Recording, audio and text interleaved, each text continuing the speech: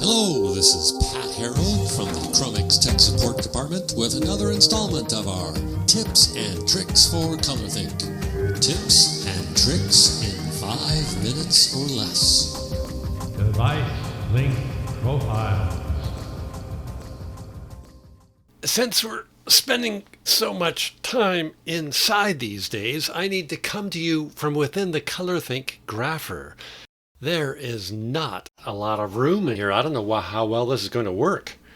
But welcome to Tips and Tricks with ColorThink. Today we're going to look at profiles that don't practice social distancing. We're going to look at device link profiles.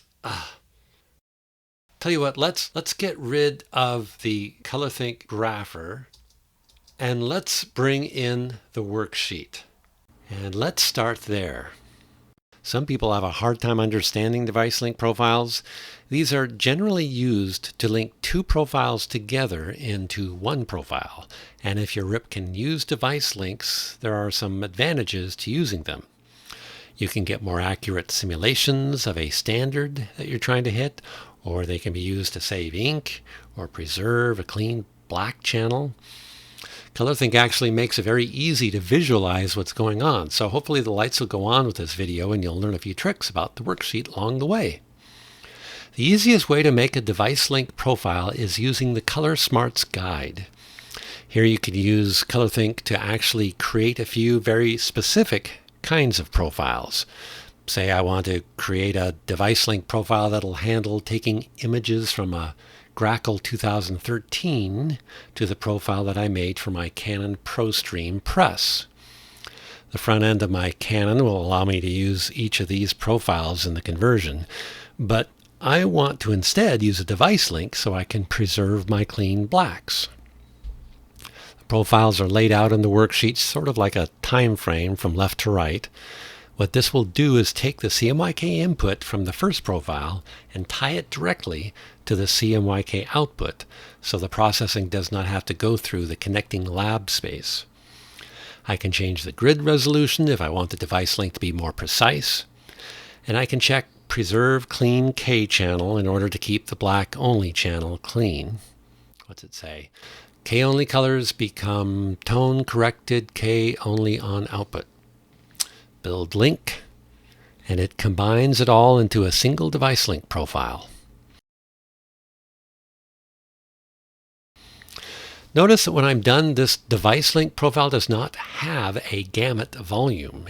It does not have a discernible gamut because it's mostly just a lookup table. Also remember that this device link was designed to take CMYK input and output to CMYK. So you can't drop this at the end of a lab space or at a lab connection and expect it to do anything. Most of the time when you're trying to do something in ColorThink and you find it won't let you, that's because you're trying to do something impossible. You can't put a CMYK to CMYK device link after the proofing direction of a CMYK profile because it ends at lab space. Now if you copied the profile again, you could do it because it ends in CMYK. Notice that you can't graph it in the grapher. It's not a normal device output profile. It has no actual gamut, remember. However, you can observe the results of using a device link profile. First, you would open a worksheet, and now in the same location as your ColorThink app, there's a folder of profiles, and in it is a folder for stunt files. Bring the lab cloud into the worksheet. Add a CMYK profile to the workflow to create CMYK data. Add our CMYK device link profile. You can turn on Delta E. Move the Delta E arrows so that your output profile is compared with the device link profile. So now this presents a comparison between the two. And you can also click here and graph this list. And this shows you in the grapher where the color goes as a result of the device link transform. There you have it, a way to see the results of what a device link profile does using ColorThink. Thanks for watching.